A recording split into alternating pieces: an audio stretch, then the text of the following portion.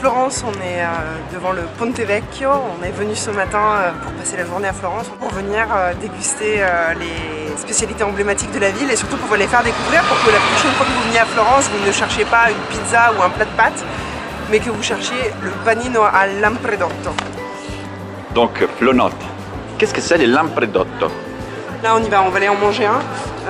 Il y a beaucoup de kiosques à Florence de tripai, des gens, des hommes, des femmes qui font le lampredotto depuis des générations. Et on en a choisi un peu au hasard, en plein centre de Florence.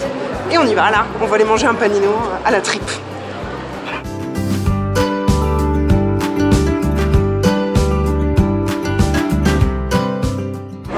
Al Mercato del Porcellino, c'est en plein centre de Florence.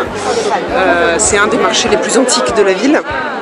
Et on est en train de faire la queue pour manger un panino à la trippa, donc al lampredotto. Cibo di strada, c'est à la base de la gastronomie italienne. Partout où vous allez en Italie, dans n'importe quelle ville, village, il y a un street food, cibo di strada, typique. À Florence, c'est le panino à la tripe.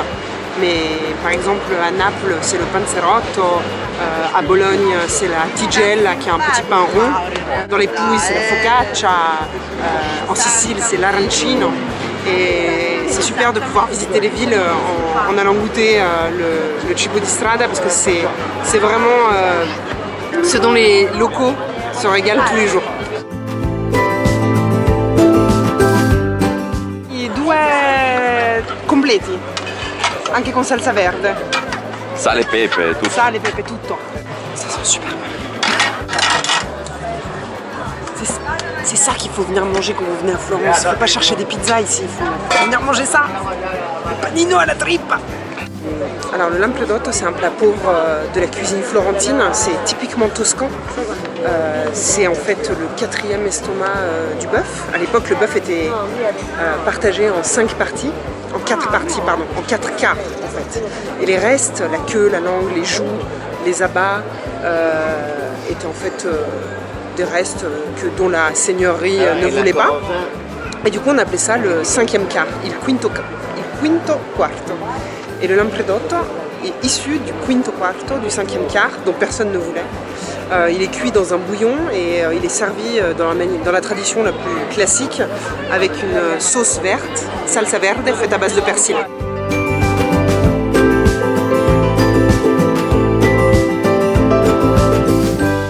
Je crois que le panino lampredotto est devenu notre cibo di strada préféré. Yes, baby.